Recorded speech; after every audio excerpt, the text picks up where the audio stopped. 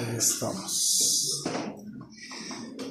Muy bien, hoy vamos a empezar un tema muy interesante, mucha historia, ¿verdad? Vamos a dar un recorrido por la historia desde por ahí de 1600 en adelante. Pero para poder entender esta historia tenemos que acordarnos que hubo un invento en el año 1430, por ahí, 1420, por ahí, que fue un alemán que hizo un aparato que revolucionó el mundo hasta la fecha. Fue la imprenta.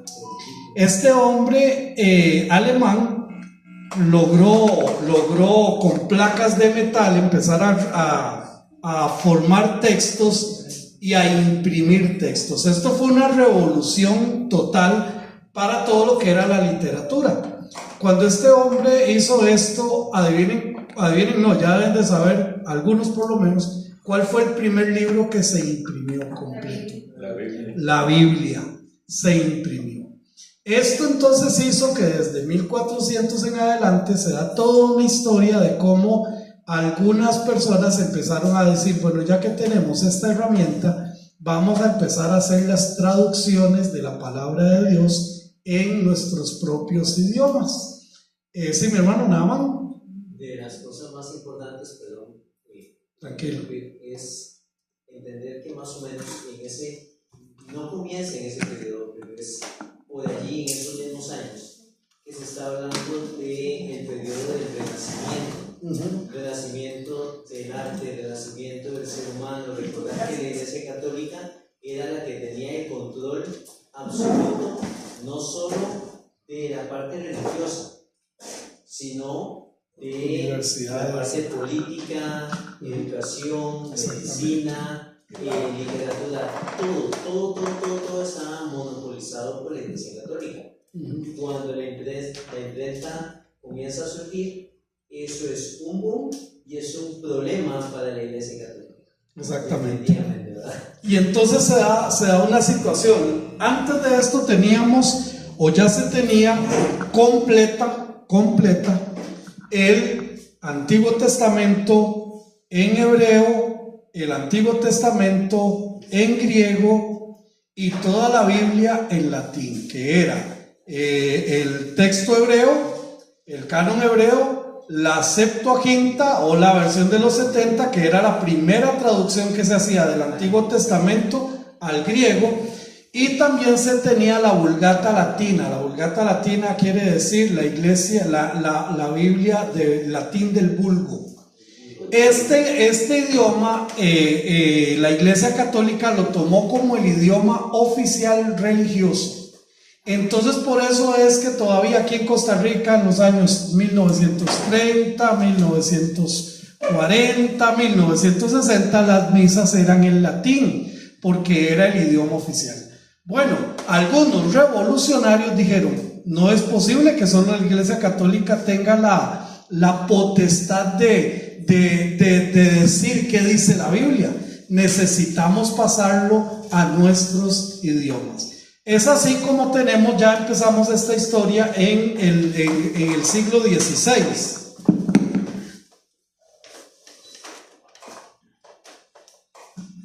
Y ahora sí, a partir de aquí ya tengo mis notas.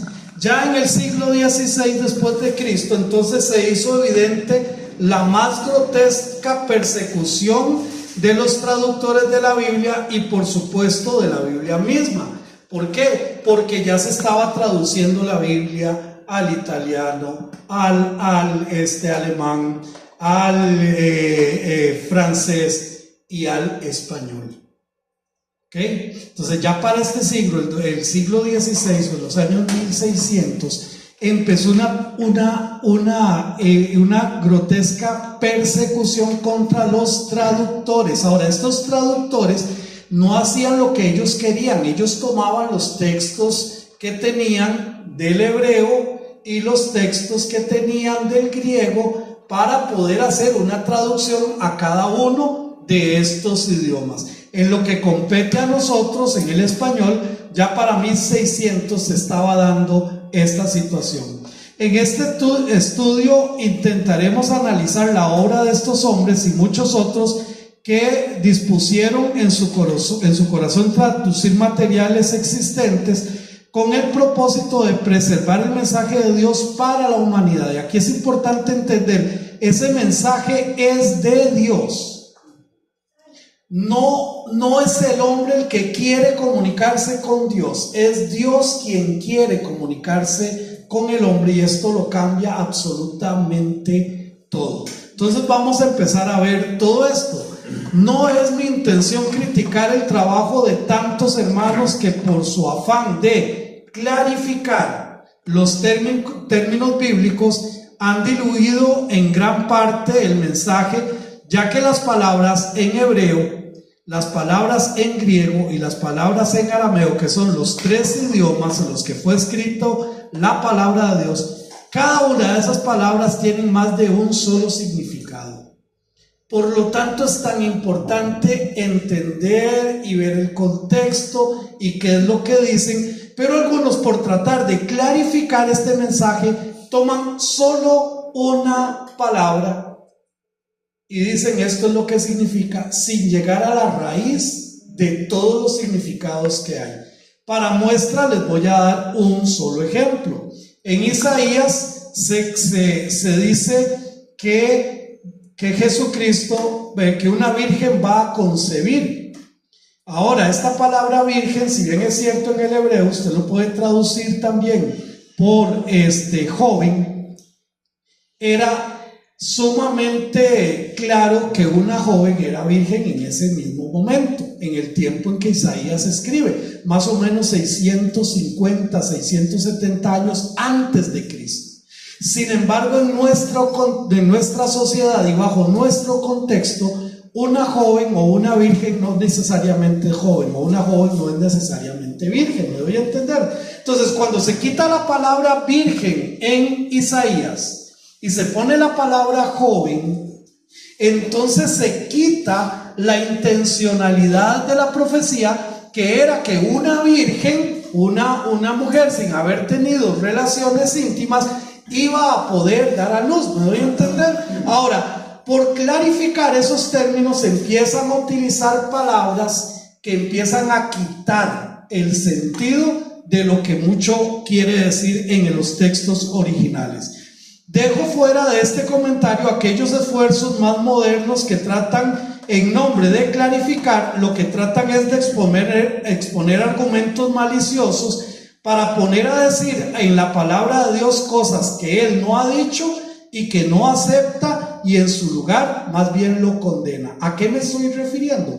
Bueno, a las Biblias, por ejemplo, de los testigos de Jehová, a la Biblia de los mormones, y una Biblia que a todos nos para el pelo, a la Biblia satánica, que son esfuerzos reales de desmantelar el mensaje de Dios y darle un énfasis totalmente fuera de lo mismo que Dios ha hecho. Entonces, en este primer comentario me estoy refiriendo a todos aquellos que han hecho esfuerzos por clarificar los términos. Por ejemplo, en Ezequiel, yo lo uso mucho, Ezequiel, donde dice que lo tomó de las guedejas, que el ángel lo tomó de las guedejas, y todos nosotros, ¿y qué son guedejas?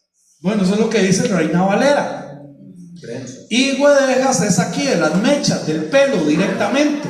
Entonces resulta que alguien puede poner del pelo, del cabello, y no pasa nada. Pero cuando yo cambio los términos de redención, cuando quito la palabra pecado, estamos hablando de cosas muy diferentes que vamos a ver en este estudio. Vamos a comparar esas versiones con la versión de la Reina Valera. Y en este segundo comentario, por supuesto que hay gente que de forma maliciosa ha cambiado la Biblia, como los testigos de Jehová, como los mormones y algunos otros que han hecho precisamente esto.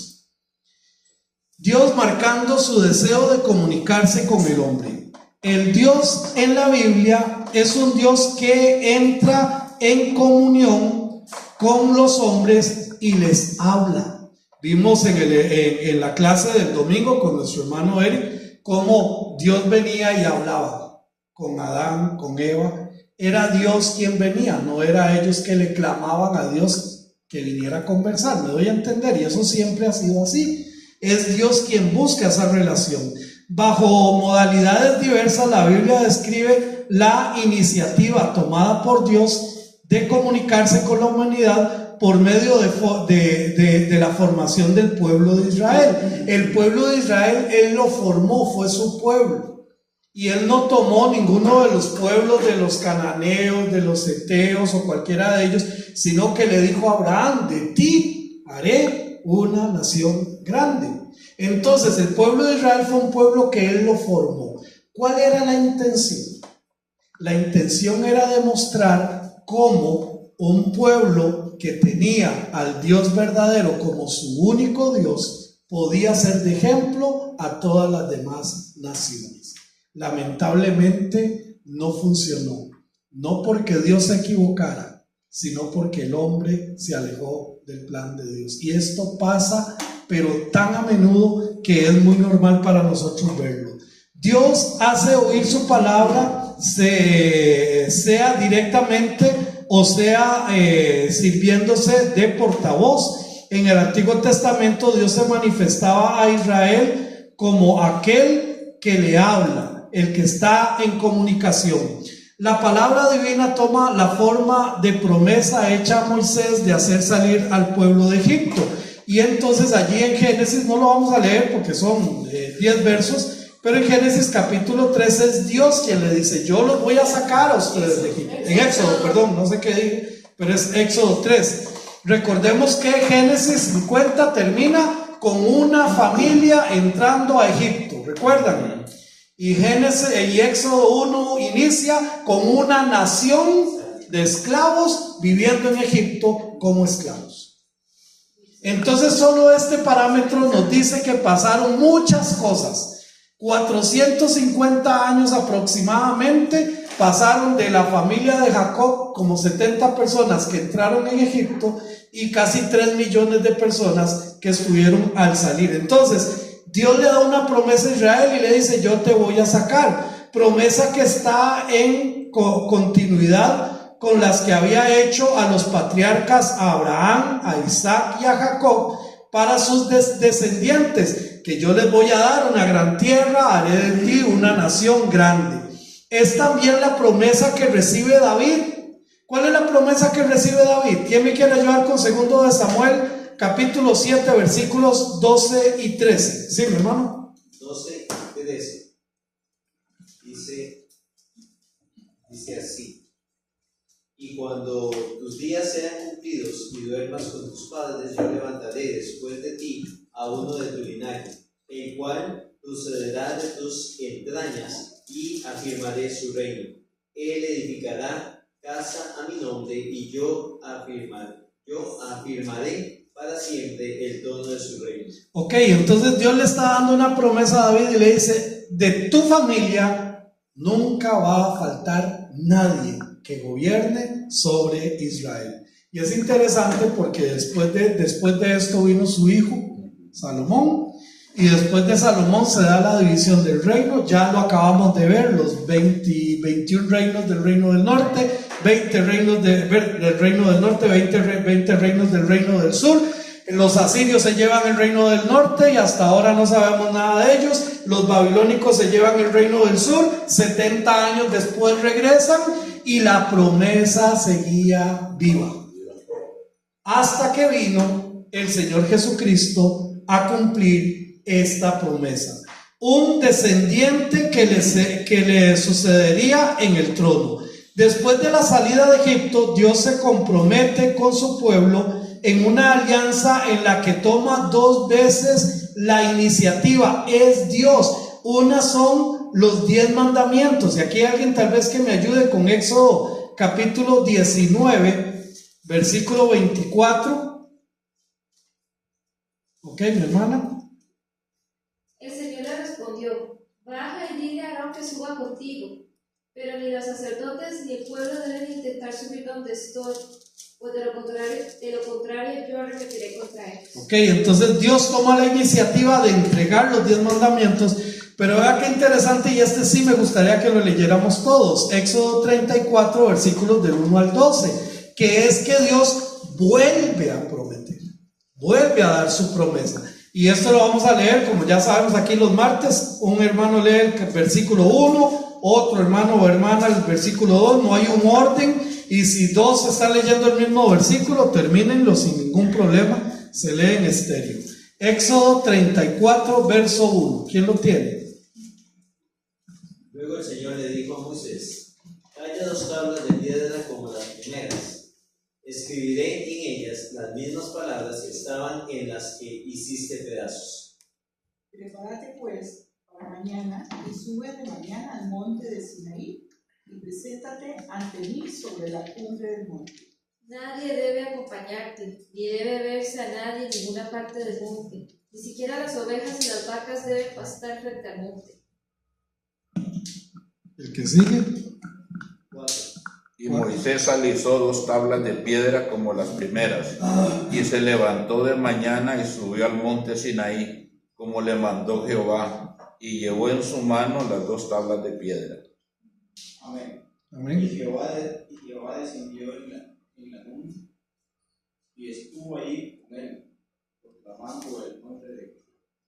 Y pasando Jehová por delante de él, proclamó: Jehová, Jehová fuerte, misericordioso y piadoso, tardo para la ira y grande en misericordia y verdad. Que guarda misericordia a millares, que perdona la iniquidad, la rebelión y el pecado, y que de ningún modo tendrá por inocente al malvado, que visita la iniquidad de los padres sobre los hijos y sobre los hijos de los hijos hasta la 3ª y 4ª generación. 8. Entonces Moisés, apresurándose, bajó la cabeza hacia el suelo y adoró. Y dijo: si ahora, Señor, he hallado gracia en tus ojos, vaya ahora el Señor en medio de nosotros, porque es un pueblo de dura cerviz, y perdona nuestra iniquidad y nuestro pecado, y tómanos por tu heredad. Y él contestó, he aquí, yo hago pacto delante de todo tu pueblo, haré maravillas que no han sido hechas en toda la tierra, ni en nación alguna, y verán todo el pueblo en medio del cual estás tú, la obra de Jehová, porque será cosa tremenda la que yo haré contigo. 11. Por lo que a ti toca, cumple con lo que hoy te mando. Echaré de tu presencia a los amorreos, cananeos, hititas, perseos, heveos y jebuseos. Ten mucho cuidado de no hacer tratados con los pueblos que viven en la tierra a donde te diriges. Si lo haces, seguirás sus malos caminos y quedarás atrapado. Me encanta el 12, ¿verdad? Porque es Dios quien le dice: yo voy a ir. Ay, pero dice Moisés: ay, si tú no vas, haznos tu heredad. Y le dice: sí, lo voy a hacer, pero ustedes hagan esto. Y me encanta el versículo 12, dice: guárdate de hacer alianza con los moradores de la tierra donde ha de entrar, para que no sean tropezadero en medio de ti. Guarda, cuídate. Entonces vemos a Dios renovando su pacto, porque es Dios quien está tratando con el hombre. Amén. No es el hombre que está viendo a ver cómo trata con Dios. En ese contexto, Moisés recibe de mano de Dios la ley, y designada a menudo como palabra de Dios, que él debe transmitir al pueblo. Desde antes se registran términos que testifican que este libro que nosotros estamos estudiando ahorita es palabra de Dios. Incluso Satanás reconoce que Dios habla en su palabra. Génesis capítulo 3 versículo 1, el que lo tenga lo puede leer. Mi hermanita Lorena lo tiene por ahí. Amén. Pero la serpiente era astuta, mas todos los animales del campo que Jehová Dios había hecho, lo cual dijo a la mujer: porque Dios os ha dicho, no comáis de todo el árbol del huerto. Con que Dios, o sea, ¿qué está diciendo él? Esto que está aquí escrito es palabra de Dios. Con que Dios te ha dicho. E incluso Satanás Y ahí lo podemos ver, hermanos. Ahí tengo cualquier cantidad de libros, de textos. Pero ¿qué tal? Terminemos con el último, Génesis 10:12. Éxodo 10:12, disculpen.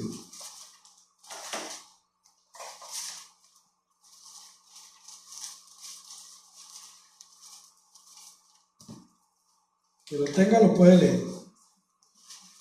Entonces Jehová dijo a Moisés: extiende tu mano sobre la tierra de Egipto para traer la langosta, a fin de que suba sobre el país de Egipto y consuma todo lo que el granizo dejó. Jehová dijo a Moisés. Qué lindo. Entonces, hermanos, nosotros tenemos la palabra de Dios aquí. Amén. Y el libro testifica que es palabra de Dios. Esto es solo como una pequeña muestra de que estamos frente a la palabra de Dios y que así debemos acercarnos a ella, entendiéndola como la palabra de Dios. Los hombres como primeros encargados de transmitir el mensaje de Dios. Como portador de la palabra de Dios, Moisés era considerado como un profeta y aún más que un profeta. Eso alguien lo puede leer en Números 12, versículos del 6 al 8. Ahora recuerden que un profeta es el que trae un mensaje. Recuerden que los sacerdotes eran quien llevaba las palabras del hombre a Dios, pero los profetas son los que traen la palabra de Dios al hombre. Ok, Números capítulo 12, versículos del 6 al 8. Hermana Sofía. El Señor les dijo: escuchen lo que voy a decirles. Cuando un profeta del Señor se levanta entre ustedes, yo le hablo en visiones y me revelo a él en sueños. Pero esto no ocurre así con mi siervo Moisés, porque en toda mi casa él es mi hombre de confianza. Al 12, ¿verdad? Sí. Al 8. Gracias. Con él hablo cara a cara, claramente y sin enigmas. Él contempla la imagen del Señor. ¿Cómo se atreven a murmurar contra mi siervo Moisés? Qué duro, ¿verdad? Pero él dice: yo escojo al profeta.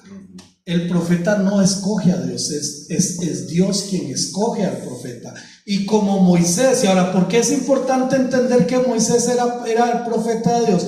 Porque a Moisés se le atribuye lo que se conoce como el Pentateuco, o los 5 primeros libros de la Biblia: Génesis, Éxodo, Levítico, Números y Deuteronomio. Es importante entender que Moisés era un profeta de Dios. A lo largo de la historia del pueblo, los profetas son conscientes que transmiten la palabra de Dios. Los relatos de vocaciones proféticas muestran cómo la palabra de Dios aparece, se impone con fuerza e invita a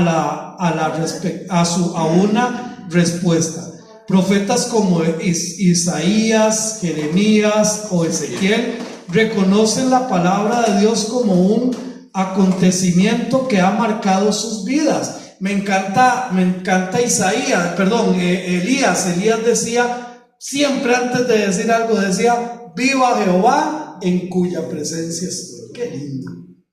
Ahora los pseudoprofetas que andan allí, hermanos, no caigamos en ese juego.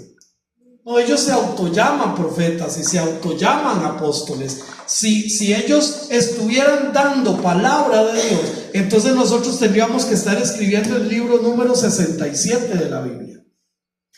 Pero Dios dejó su palabra, 66 libros, para que nosotros le conozcamos a Él y lo que Él ha querido revelarnos a nosotros. ¿Sí, mi hermano? Bueno, yo conozco, he conocido el término, de falsos profetas, pero dices que son profetas, ¿verdad? Pero ¿en qué sentido? Como que supuestamente les revela algo nuevo, o que hacen milagros en vano. Ok, lo que dicen es: Dios dijo que va a pasar algo y no pasa. Para muestra, un botón de los más claros y más internacionales que pasaron en nuestro continente fue con la triste enfermedad de este cantante guatemalteco, creo que era él, Melgar. Muchos profetas dijeron: esto no es de muerte, Dios te va a levantar y no sé qué y no sé cuánto, y igual se murió. Entonces, ¿qué pasó con todos esos profetas que habían dicho lo que dijeron? ¿Dónde están? Si era palabra de Dios, entonces ¿qué sería? ¿Que Dios se equivocó? ¿O es que eran, en lugar de profetas, eran jetones? Estaban abriendo la boca diciendo que Dios había dicho y Dios no había dicho nada. Y entonces, cuando pasa esto, Dios dijo en su palabra: ahí solo hay dos opciones para este tipo de profetas. Uno es apedreen. Bueno, si yo voy a apedrear a alguno de ellos, me meten a la cárcel a mí. Pero lo otro que puedo hacer es, dice, no le vuelva a hacer caso.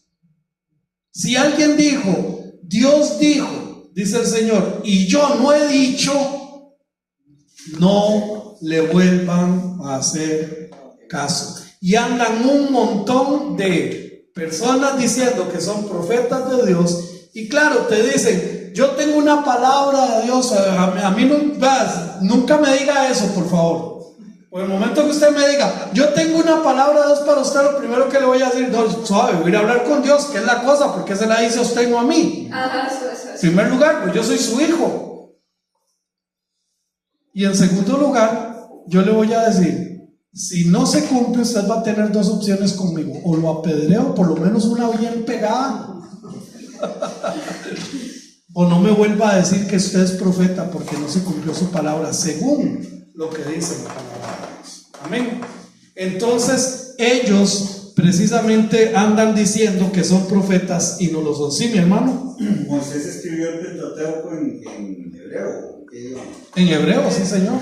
En hebreo. Ellos mantuvieron el idioma, a pesar de que estaban en Egipto. Es que sí, exactamente. Ellos en ningún momento fueron invadidos con la cultura. Ellos tenían su cultura, tenían su espacio. Recordemos que Moisés fue criado en el palacio y por lo tanto manejaba también el idioma egipcio, e incluso tenía todas las costumbres de los egipcios, pero él prefirió dejar todo y morir con su pueblo, como lo dicen los héroes de la fe en Hebreos 11. Prefirió eso antes de gozar todas las cosas que le ofrecía el faraón. El Pentateuco que escribió Moisés está que en algún museo ahí. Ahora vamos a hablar de eso, y ahorita lo vamos a decir, pero para adelantarles: nadie puede decir: yo tengo los escritos originales de Isaías, de Jeremías, de Pablo, de Pedro. Nadie. Y ahorita vamos a hablar del porqué. ¿Ok? Muy bien, continuamos.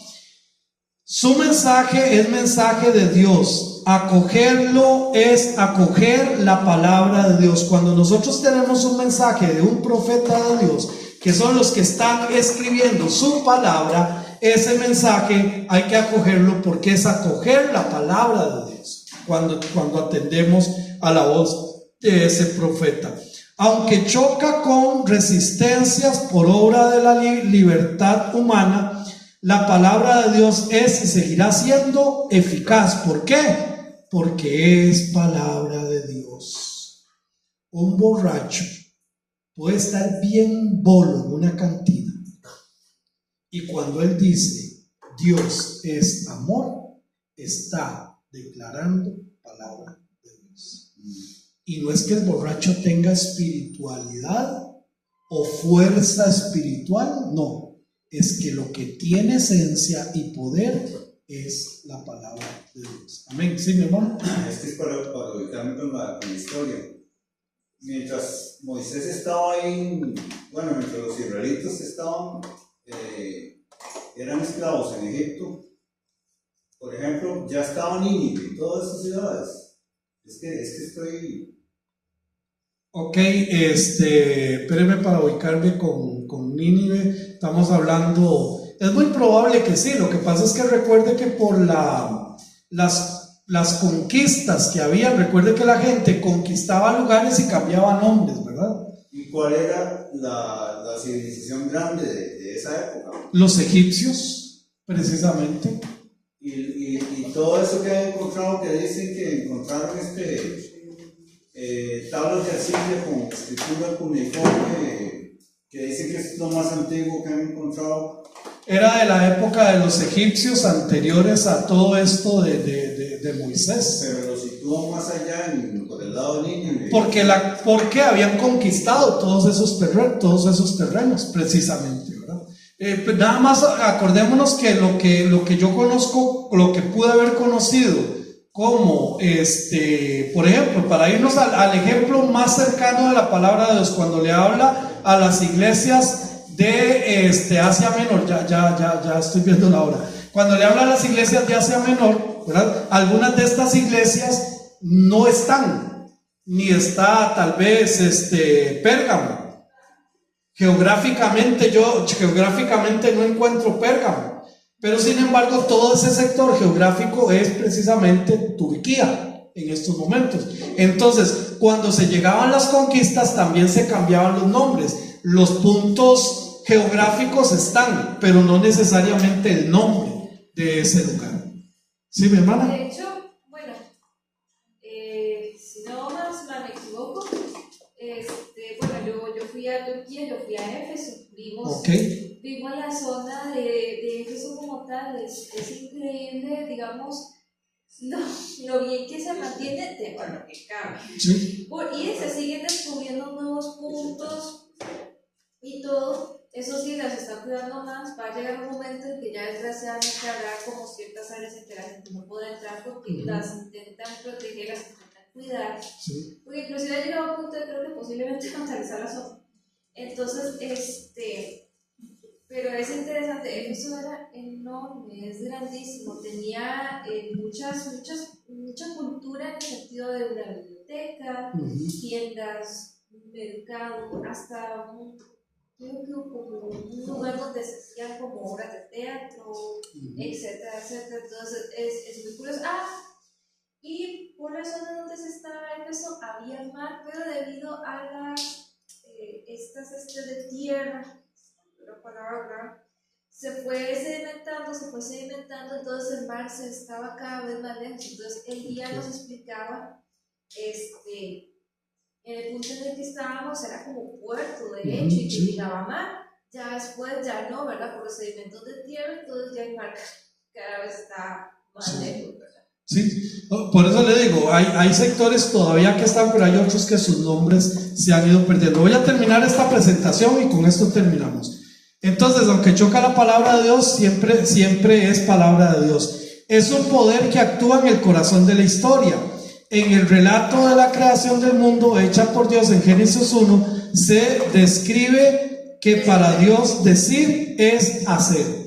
Se descubre que para Dios decir es igual a hacer. Entonces, ¿por qué? Porque su palabra tiene precisamente poder. Vamos a llegar hasta aquí. Les pido paciencia para ir viendo toda esta historia y después vamos a hacer algunas comparaciones con algunas versiones con la Biblia de la Reina Valera y por qué la Reina Valera se sigue manteniendo.